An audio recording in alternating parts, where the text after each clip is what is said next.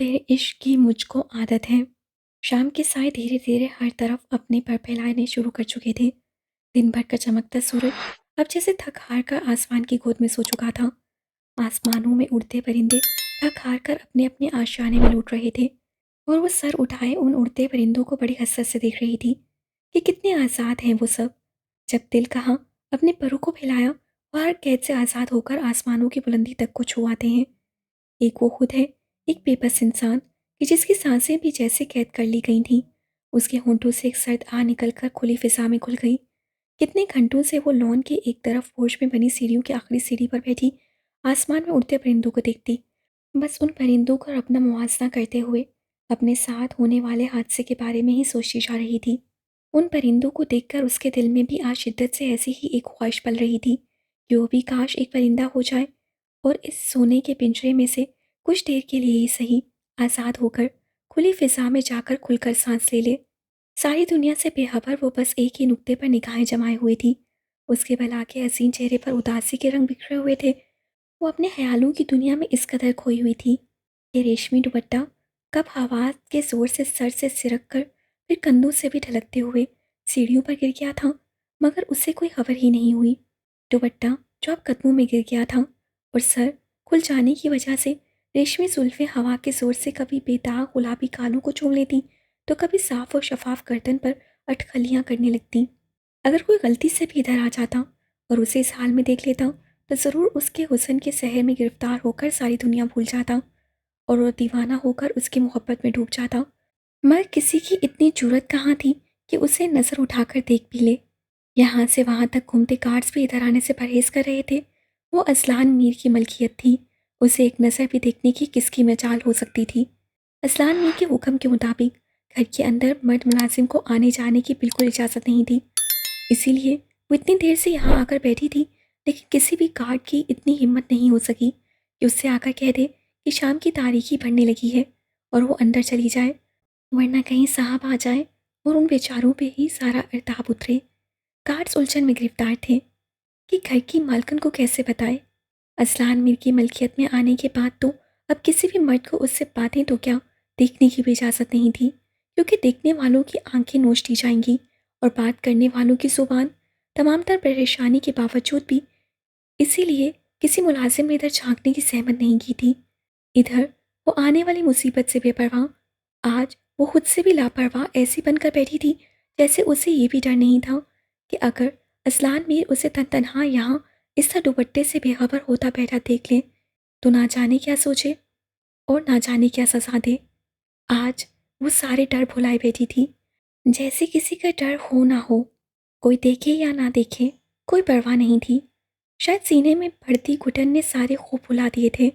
इस बड़े से और हर आसाइशों से भरे महल नुमा बंगले में अकेली तन्हाई की सजा काटते काटते वो थक चुकी थी। असलान सुबह का गया शाम तक आता। मुलाजमा के अलावा कोई और नफूस नहीं था जिससे वो दिल की बात कहती। मुलाजमा आती और अपने काम खत्म करते ही फ़ौरन चली जाती। मालिक का हुक्म था मालकन से काम के अलावा कोई और बात नहीं की जाए। वो सारा सारा दिन बंगले में इधर उधर घूमती बेचैन सी रहती। उसका था ही यहाँ कौन, बस एक हानिया थी, उसकी बेस्टी, जिससे वो बातें शेयर किया करती थी। मगर वो भी यहाँ नहीं, गांव में हवेली में रहती थी। हानिया से उसकी इन 6 माह में गिनती की चंद मुलाकातें हुई थी। वो भी असलान मीर खुद लेकर गया था, वरना वो भी नहीं हो सकती थी। बाकी बच्चे और भी लोग, तो असलान मीर अपने घर का तनहा मर्द था।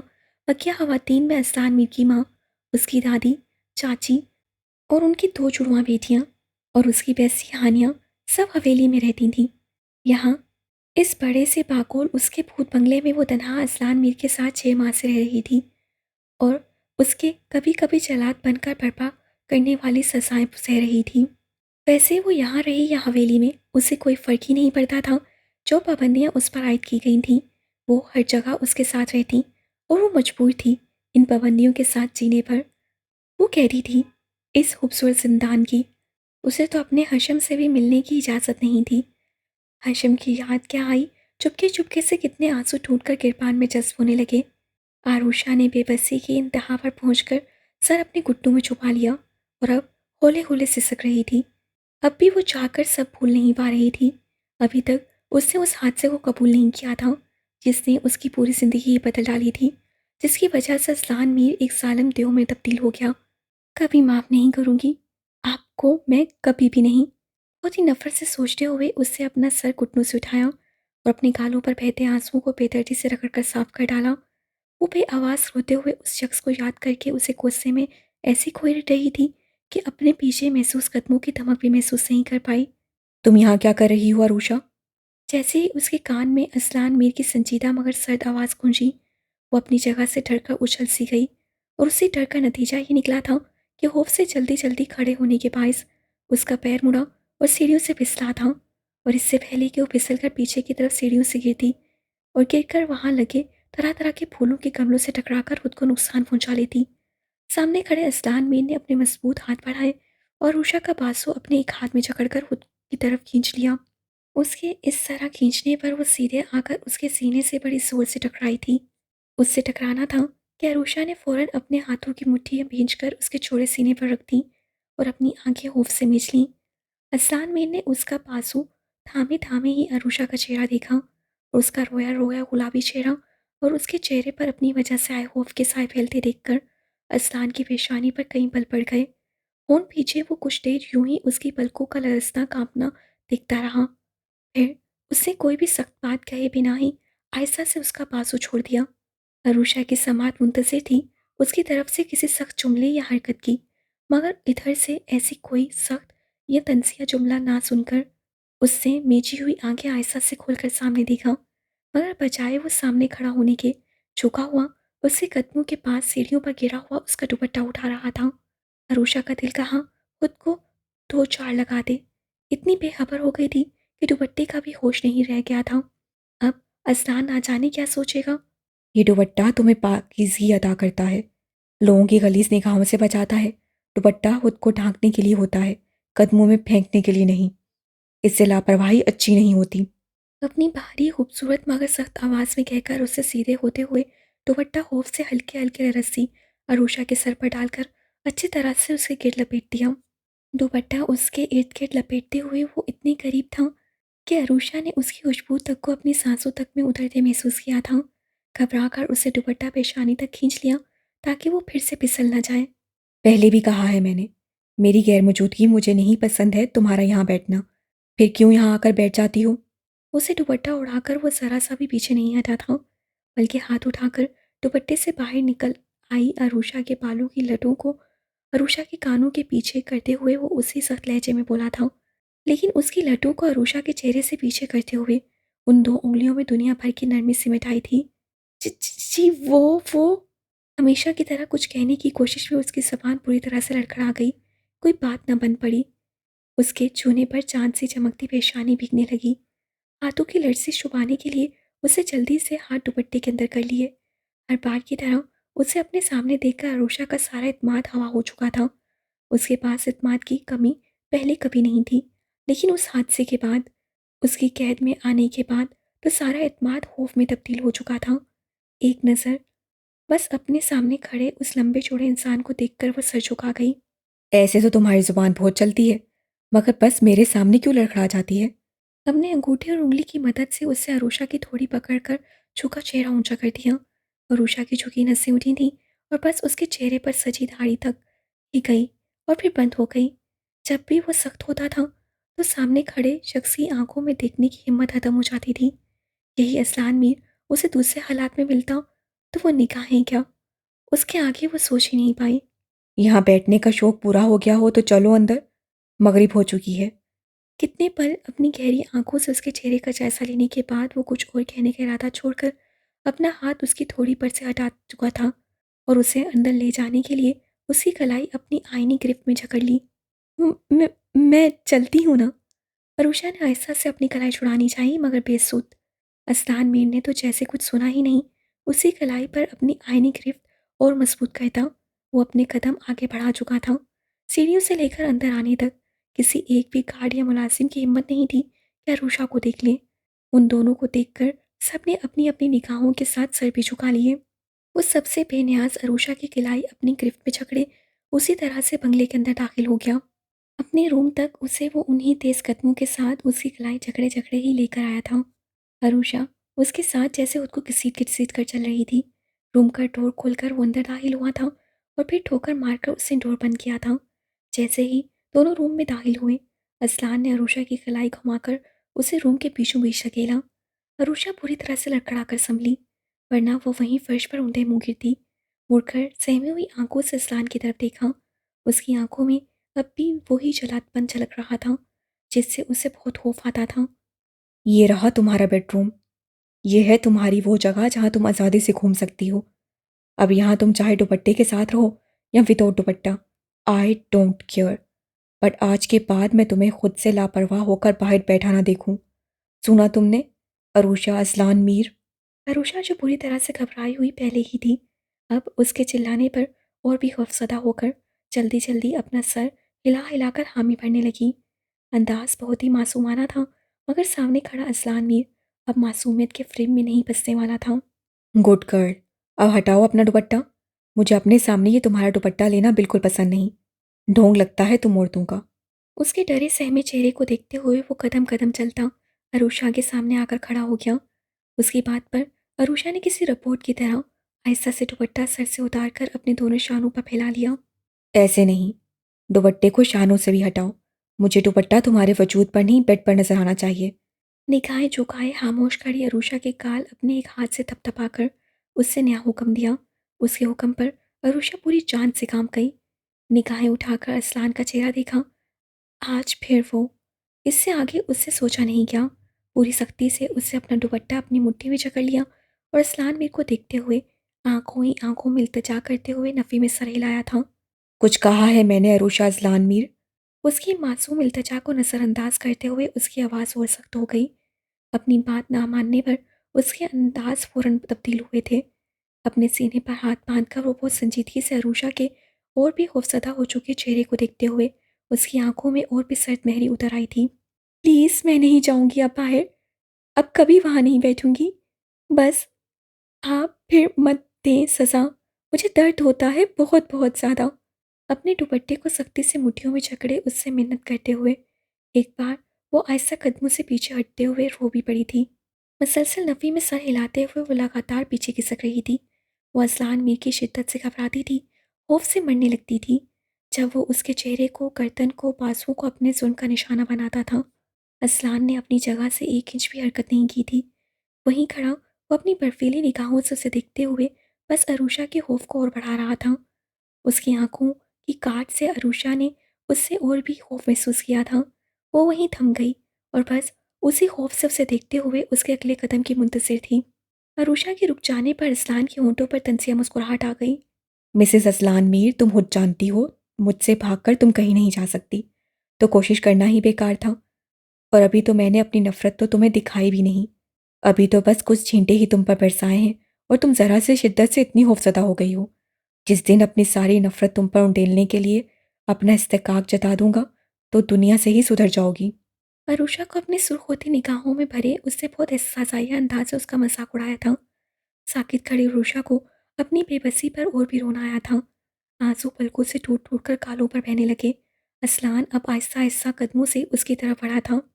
नहीं नहीं नहीं, प्लीज़ मत आइए मेरे पास। असलान को अपनी तरफ बढ़ते देखकर वो फिर से नफ़ी में सर हिलाती पीछे की तरफ खिसकने लगी थी।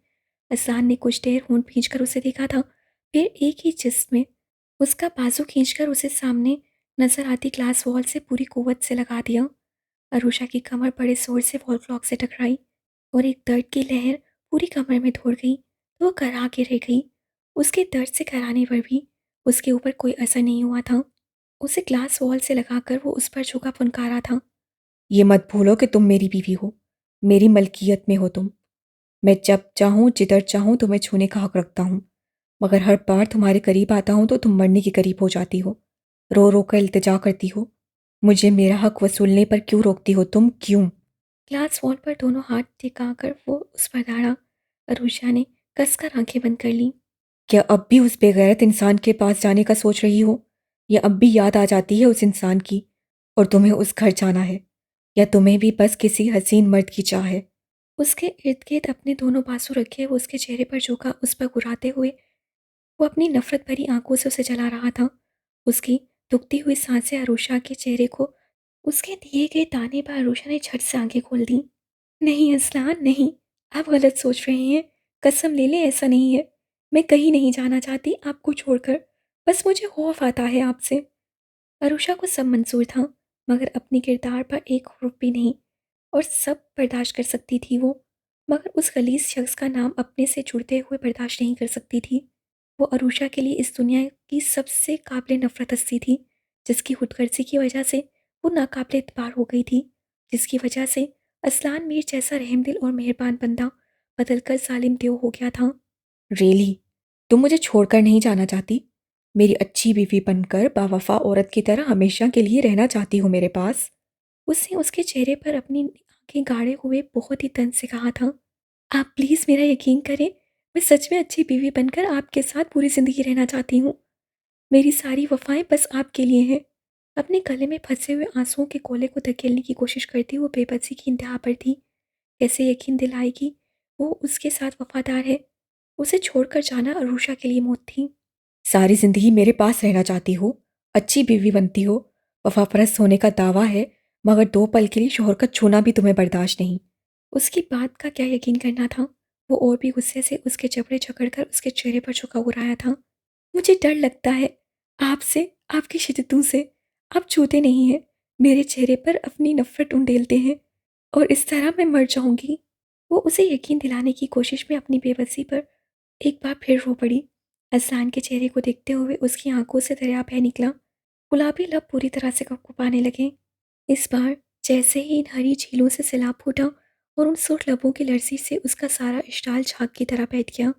एक गहरी सांस लेकर उसे झटके से अरूषा के जबड़े को झटक दिया और दीवार से अपने हाथ हटाकर उससे रुख मोड़कर खड़ा हो गया। इतनी आसानी से देव ने उसे छोड़ दिया। अपने दिल में सोचते हुए अरूषा मुताज्जिब सी उसकी छोड़ी पुश्त देख रही थी। आज ऐसा मुझसे कैसे हो गया? बगैर उसके चेहरे को कोई नुकसान पहुंचाए वो हट कैसे गया? वो तो जब तक अपने शिद्दू के निशान उसके चेहरे पर नहीं छोड़ देता था, उससे वो बच नहीं पाती थी। वो इसी तरह ग्लास वॉल से लगी साकित सी आंखें फाड़े अब भी हैरत से उसकी चौड़ी पुश्त को देखे जा रही थी। सारे आंसू जैसे कहीं गुम हो गए। अपनी पुश्त पर अरूषा की निगाहों का इत्तेकास वो अच्छे से महसूस कर रहा था। कुछ देर बाद असलान ने मुड़कर फिर से अरूषा की तरफ देखा। उसकी हैरत से भरी आंखें देखकर वो तन से मुस्कुराया था। आज खैर मनाओ कि मेरा मूड अच्छा था, वरना तुम्हारे आंसुओं का भी मुझ पर कोई असर नहीं होने वाला था। वो तनसिया ही कहता मुड़कर वॉशरूम की तरफ चला गया। तरुषा ने जैसे सुकून का सांस भरा था। अपनी जान बच जाने पर उसे जल्दी जल्दी अपने गालों से आंसुओं को साफ किया। अल्लाह करे रोज़ इनका मूड अच्छा रहे, ताकि मेरा चेहरा बच जाया करे। वो दिल ही दिल में दुआ करती चलकर ड्रेसिंग तक आई थी। आईने में नजर आते अपने चेहरे को देखा, फिर दुपट्टा हटाकर उससे अपने चेहरे पर नजर आते मदम मदम दांतों के निशानात को देखा था। कल उसकी बात ना मानने के ओस में उसने अपनी शिद्दत वहाँ दिखाई थी। अगर वो सचमुच अपना हक जताते हुए पागल होकर उस पर अपनी नफरत उंडेल गया तो क्या होगा? वो तो मर ही जाएगी। नहीं नहीं, अरुषा छुरछुरी लेकर आईने के सामने से हट गई। एक तरफ रख के सोफे पर बैठकर वो उसके बाहर आने का इंतजार करने लगी। अब उसके हुक्म दिए बिना वो रूम से कहाँ निकल सकती थी, इसलिए वहीं सोफे से टेक लगाकर असलान मीर के बाहर निकलने का इंतजार करने लगी। उसका इंतजार करते करते जाने कब उसकी आंख बंद हो गई और कब सोफे पर लुढ़क गई उसे खुद पता नहीं चला।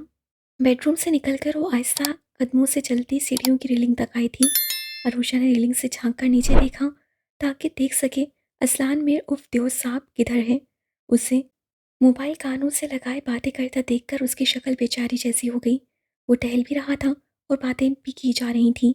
उसकी भारी मगर खूबसूरत आवाज़ उसके कानों में पूरी शान से गूंज रही थी। है तो नीचे ही, मगर ये अब घंटा भर मोबाइल छोड़ने वाले नहीं। चल अरूषा, अपना काम कर और वापस भाग। अरूषा खुद से कहती बहुत ही दबे कदमों से सीढ़ियाँ उतरकर उसी कदमों से चलती किचन की तरफ बढ़ रही थी। रूम में तो उसके बाहर निकलने के इंतजार में बैठे बैठे वो ना जाने कब नींद के आगोश में चली गई थी। उसे खबर नहीं हुई। वो पता नहीं कितनी देर तक सोती रहती कि भूख के एहसास से वो बेदार हो गई। भूख तो उसे कभी बर्दाश्त ही नहीं हुई थी, वो भी रात के वक्त की भूख। इस वक्त तो उसे ज़रूर खाना चाहिए था। अब भी कुछ देर करवटें बदलने के बावजूद भी जब नींद नहीं आई तो दबे कदमों से वो रूम से बाहर निकल आई। किचन में जाते हुए भी असलान की बातों की आवाज़ें कानों में पड़ रही थीं। एक तो इस देव को कभी नींद नहीं आती, मजाल है जो ये बंदा मुझे कभी सोता हुआ मिले। पहले कैसा स्वीट स्वीट सा लगता था, अब तो सचमुच का देव बन गया है। दिल ही दिल में बोलती बिल्ली की तरह किचन की तरफ बढ़ रही थी।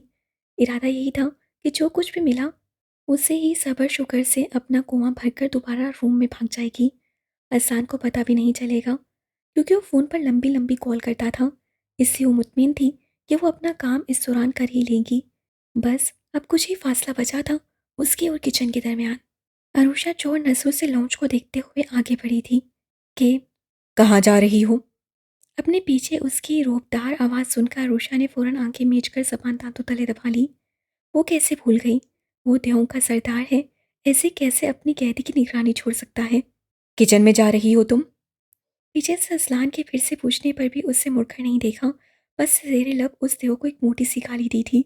डिनर के वक्त सोती रहो और फिर चोरों की तरह खाने की तलाश में किचन जाओ।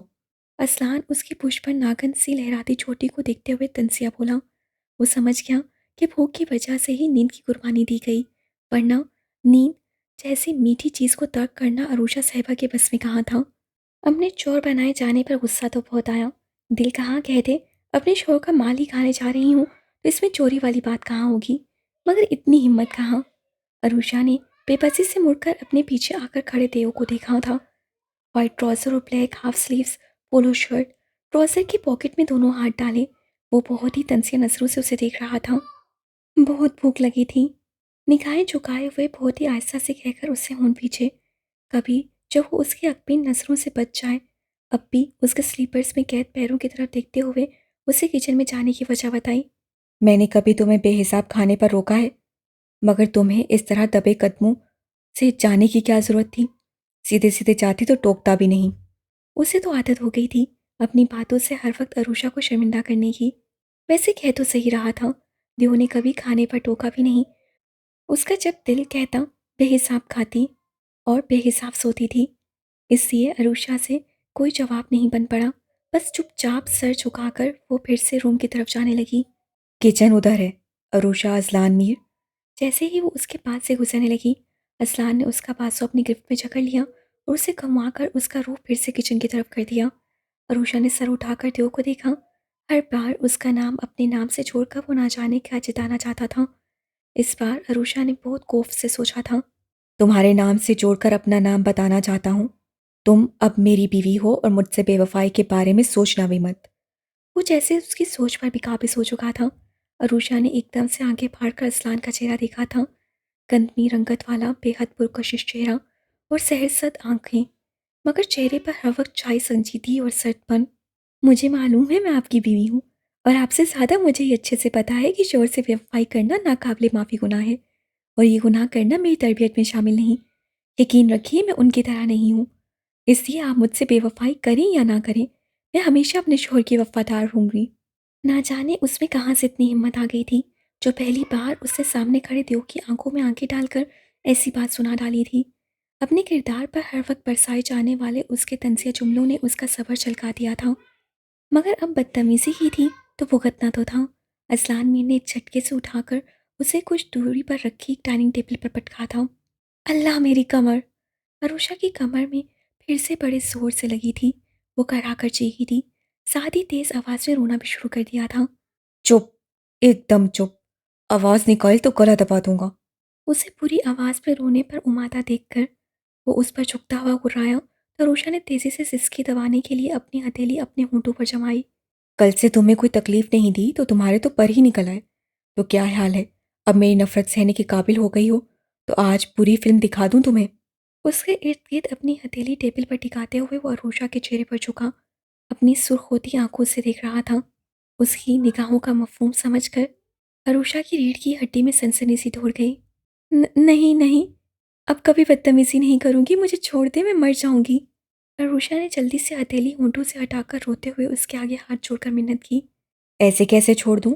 आज तक मैंने अपने दुश्मनों को बिना सजा दिए छोड़ा नहीं। असलान ने पुरसरार तरीके से मुस्कुराते हुए अपने सामने जुड़े हुए उसके दोनों हाथ अपने एक हाथ में जकड़ा था और उसके दोनों हाथों को उसके सर पर बांधकर टेबल पर टिक दिया और अपने दूसरे हाथ की उंगलियों को उसकी गालों पर फेरने लगा। मैं आपकी बीवी हूँ, दुश्मन नहीं।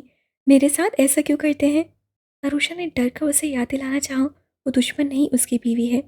वो ऐसे सलूक की मुस्तहिक नहीं। शुक्र करो, दुश्मन नहीं बीवी हो। इसीलिए तो बहुत ही हसीन सजाएं तुम्हें देता हूँ। वो मायने हेज़े से मुस्कुरा कर कहता हुआ झुका था और फिर उसने बड़ी ही बेदर्दी से उसके कान की लू पर दांत काढ़े थे। अरुषा दर्द से चीख पड़ी थी और यहीं पर बस नहीं हुआ था। उसके होंठ उसके कान के नीचे गर्दन तक गए थे। फिर उसके होंठ के साथ साथ वहाँ दांत भी काढ़े गए थे। अरुषा तकलीफ से पूरी तरह से रोई थी। खुद को छुड़ाने की कोशिश की, मगर असलान मीर की फौलादी गिरफ्त से निकलना नामुमकिन था। उसी किलाई पर गिरफ्त मजबूत करते हुए वो उसी तरह उसकी गर्दन पर अपनी शिद्दत छोड़ रहा था। उसकी सजाएं भी तो उसी की तरह अनोखी थीं। कुछ देर बाद असलान ने अपना चेहरा उठाकर रोती हुए रूशा को देखा। वो गर्दन पर होती तकलीफ से अब सिसकियां भर रही थी। रूशा के चेहरे से होते हुए उसकी निगाह डाइनिंग टेबल पर रखी फ्रूट बास्केट के साथ रखी छुरी के सेट पर पड़ी थी। आज शायद मुलाजमा वो सेट उठाकर किचन में रखना भूल गई थी। असलान के होंठों पर एक पुरस्कार से मुस्कुराहट आई थी। हाथ बढ़ाकर उससे उसमें से एक छुरी निकाली थी। उसकी सारी हरकतें देखते अरूषा की आंखें फट गईं। वो छुरी से क्या करेगा? क्या आज उसका यहाँ आखिरी दिन था? असलान के होंठों पर अब भी वही पुरस्कार मुस्कुराहट थी।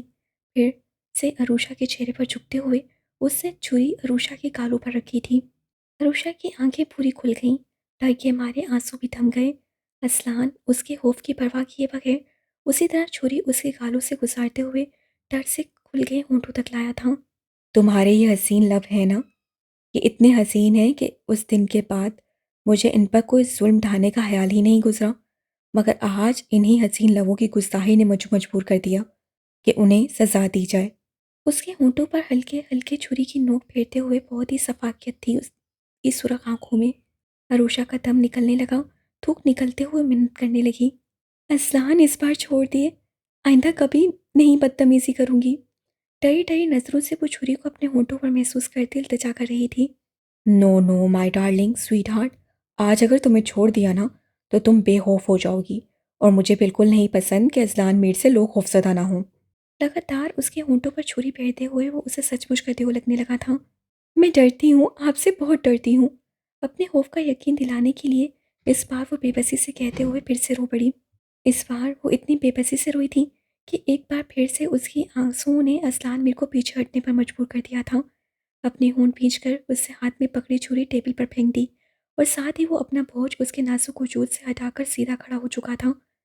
अरुषा को ये दूसरी बार था कि यकीन नहीं हुआ कि देव एक बार फिर इतनी आसानी से उस पर रहम खाकर उसे छोड़ चुका था।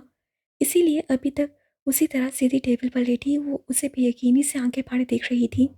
अब क्या क्रेन लेकर आऊं उठाने के लिए? अभी तक उसी ज़ाविये पर उसे लेटा देखकर वो बहुत ही चिढ़कर बोला था।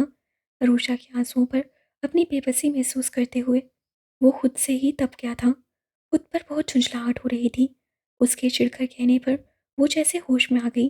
तेजी से उठकर बैठते हुए दुपट्टा उठाकर गले में डाला और अस्लान मीर की निगाहों से हाइफ होती वो टेबल से कूदी थी। जाओ खाना गर्म करके लाओ, मैंने भी डिनर नहीं किया था। अरुषा को ऑर्डर देकर वो वहीं टेबल के पास कुर्सी खींचकर बैठ गया। साथ ही अपना मोबाइल भी पॉकेट से निकाल लिया। अरुषा फौरन दुपट्टा संभालती किचन की तरफ दौड़ गई। कुछ ही मिनटों में फुर्ती से हाथ चलाकर उसने सारा खाना गर्म किया था और उसी फुर्ती से सारा खाना डाइनिंग टेबल पर तेओ के सामने सर्व कर दिया। 2 दिन बाद हवेली जाना है, तैयारी कर लेना।